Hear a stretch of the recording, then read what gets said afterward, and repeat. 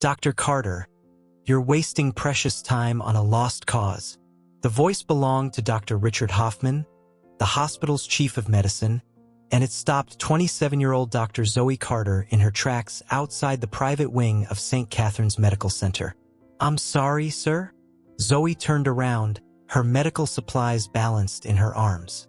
"The Rivers woman in room 508. She's been comatose for 9 months.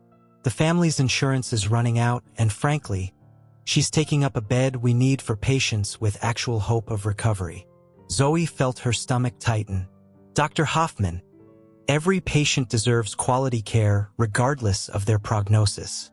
Dr. Carter, you're new here, so let me be direct. Diana Rivers has been unresponsive for 9 months. No brain activity beyond basic functions. The family needs to face reality. She's still fighting, Dr. Hoffman.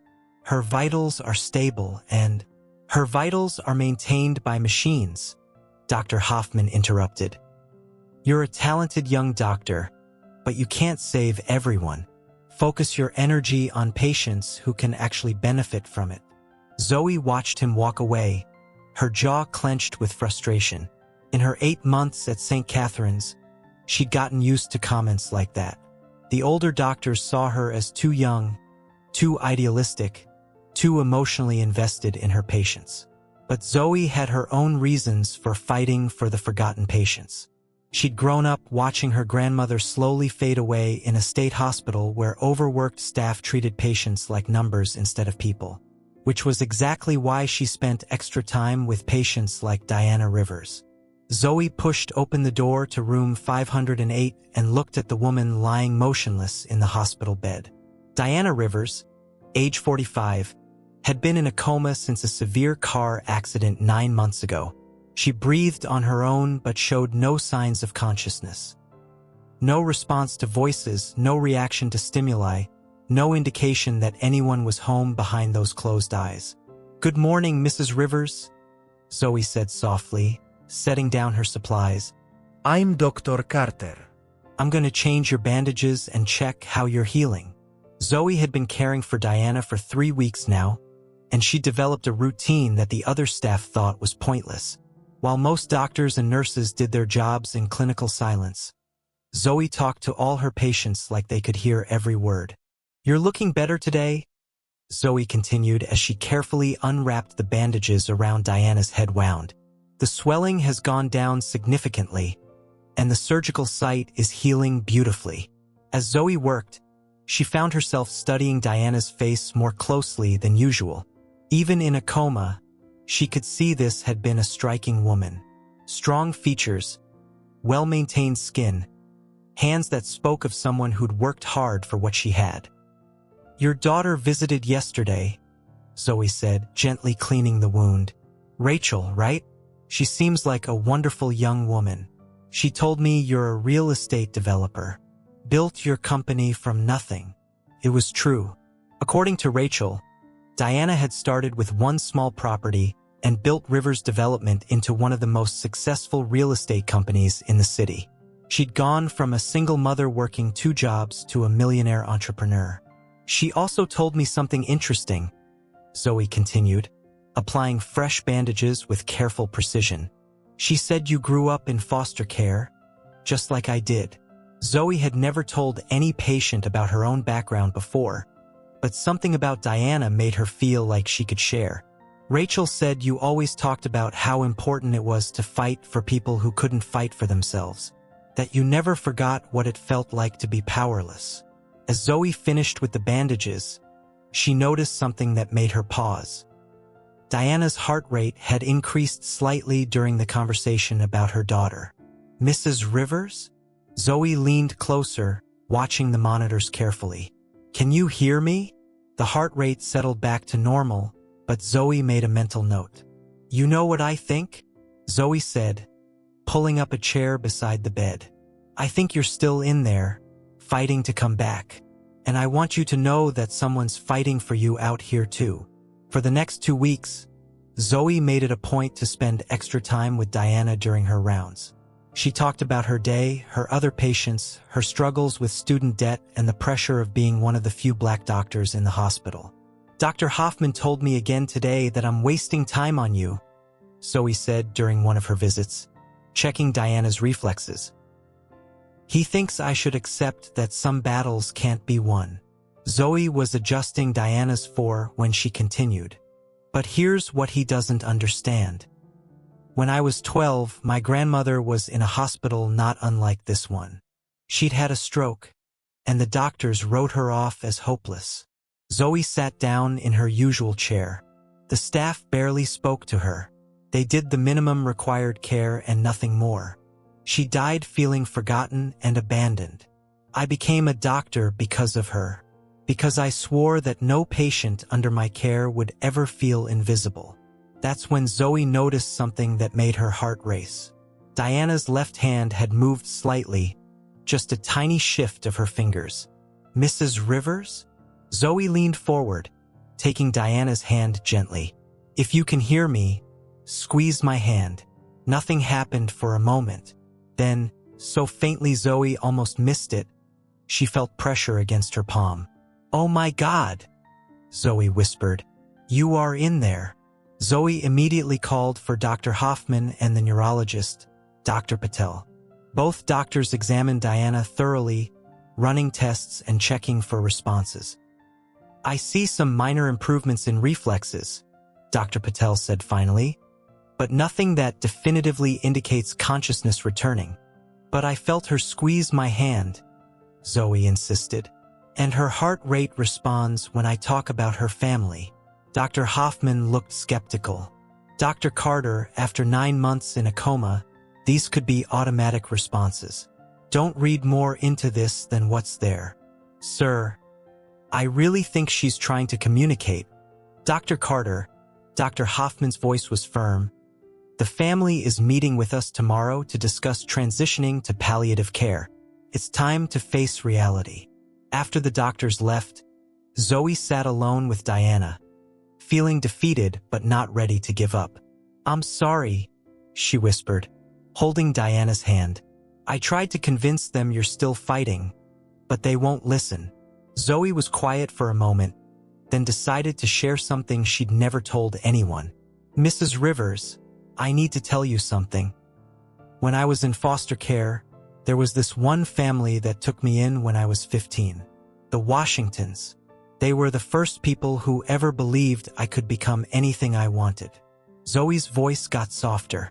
Mrs. Washington used to say that love was the strongest medicine. That sometimes people just need to know someone believes in them to find the strength to keep fighting. I believe in you, Mrs. Rivers. I believe you're going to wake up and show everyone what a fighter looks like. That's when it happened. Diana Rivers' eyes opened. Not the slow, gradual awakening that movies portrayed, but a sudden, startling return to consciousness that left Zoe speechless. Where? Diana's voice was hoarse from months of disuse, barely a whisper. Zoe's hands were shaking as she reached for the call button. Mrs. Rivers, you're in the hospital. You've been in a coma for 9 months. Don't try to talk too much. Diana's eyes found Zoe's face, and despite her confusion, there was recognition there. The voice. I know. Your voice. You could hear me? Every day. You talked to me. Told me stories. Tears were streaming down Zoe's face as medical staff rushed into the room. Mrs. Rivers, do you remember anything? Diana's grip on Zoe's hand tightened. Foster care, your grandmother. You became a doctor. Because of her. Dr. Hoffman and Dr. Patel arrived, both looking stunned at the sight of Diana awake and speaking. This is remarkable, Dr. Patel said, immediately beginning his neurological assessment. Mrs. Rivers, do you know what year it is? Diana answered his question slowly but correctly, showing no signs of significant cognitive impairment despite her 9-month coma. How is this possible? Dr. Hoffman asked Dr. Patel quietly, but Diana had heard him. Dr. Carter, she said, looking directly at Zoe. She never gave up. Talked to me. Every day. Mrs. Rivers, Dr. Hoffman said, Dr. Carter has been very dedicated, but she saved my life," Diana interrupted, her voice getting stronger. "I heard everything. Heard you tell her. I was hopeless." The room went quiet, but she kept fighting for me when no one else would. Over the next few hours, as Diana's condition stabilized and her daughter Rachel rushed to the hospital, Zoe learned something that would change her understanding of everything. "Dr. Carter," Diana said during a quiet moment when they were alone, "I need to tell you something important." "Of course. When you talked about your grandmother, about her dying in a hospital, feeling forgotten," Zoe nodded. "What was her name?" "Dorothy Washington." "Why?" Diana's eyes filled with tears. "Dr. Carter, Zoe. Dorothy Washington was my foster mother too." Zoe felt the world stop spinning. "What?" "I was placed with the Washingtons when I was 16. Dorothy and James Washington. They were the first family who ever made me feel like I mattered." "That's impossible," Zoe whispered. "Dorothy used to talk about this brilliant little girl they'd had before me. Said she was going to be a doctor someday. Said she was the smartest, most determined child she'd ever met." Zoe was crying now. "She talked about me? All the time. She was so proud of you. When you aged out of the system, she cried for weeks. She never stopped wondering what happened to you." Diana struggled to sit up more. "Zoe, the reason I could hear your voice so clearly in the coma, it's because you have her voice. You have Dorothy's compassion, her determination, her refusal to give up on people." "Mrs. Rivers, Diana, and Zoe, there's something else you need to know." "What?" "Dorothy left money for your education. She'd been saving for years, putting aside everything she could. When she died, she left it all in a trust for the little girl who was going to be a doctor." Zoe stared at her in shock. "What are you talking about?" "I was her executor. I've been looking for you for 15 years, trying to find Zoe Carter who was going to be a doctor. The trust is worth almost $300,000 now." "That's not possible." "It's very possible. And Zoe, Dorothy made me promise that when I found you, I would tell you something." "What?" Diana took Zoe's hand gently. "She said to tell you that every patient you save, every person you refuse to give up on, every time you fight for someone who can't fight for themselves, that's her legacy living on." Zoe was sobbing now. "I never knew. I thought she'd forgotten about me." "Forgot about you?" "Zoe, she spent the last 10 years of her life trying to find you. She wanted to see you graduate medical school. She wanted to know you'd made it." Diana squeezed Zoe's hand. "And now I know. The little girl she raised became the doctor who saved my life by refusing to give up on me." Dr. Hoffman appeared in the doorway. "Dr. Carter, Mrs. Rivers' recovery is making headlines. The local news wants to interview you about your innovative patient care techniques." But Zoe wasn't thinking about interviews or headlines. She was thinking about Dorothy Washington, who had loved her enough to keep saving money for her education even after she was gone. She was thinking about how the foster mother she thought had forgotten her had actually been trying to find her for 15 years. And she was thinking about how refusing to give up on Diana Rivers had led her back to the one person who had shaped her into the doctor she'd become. "Mrs. Rivers," Zoe said softly. "Diana, would you like to hear about your foster mother? About what she was like in her final years?" Diana smiled through her tears. "I would love that. But first, I want you to know something." "What?" "Dorothy Washington raised 2 daughters. One became a millionaire businesswoman who forgot where she came from. The other became a doctor who never forgot to care for people others had given up on." Diana looked directly at Zoe. Guess which one she would have been more proud of? As Zoe sat beside Diana's hospital bed, sharing stories about the woman who had shaped both their lives, she realized something profound. She hadn't just saved Diana Rivers by refusing to give up on her. Diana Rivers had saved her too, by giving her back the connection to the foster mother she thought she'd lost forever. The voice that had guided Diana back to consciousness was the same voice Dorothy Washington had nurtured years ago. And the love that had kept Zoe fighting for a patient everyone else had written off was the same love Dorothy had planted in her heart as a child. Some circles, Zoe realized, take decades to complete. But when they finally close, they create something beautiful enough to change two lives forever.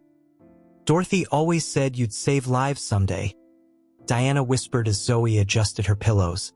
She was right, Zoe replied, but I never knew she was still saving mine. If you found this helpful, please like, share, and subscribe for more content. I'd love to hear your thoughts in the comments below. Thanks for watching, and I'll see you in the next video.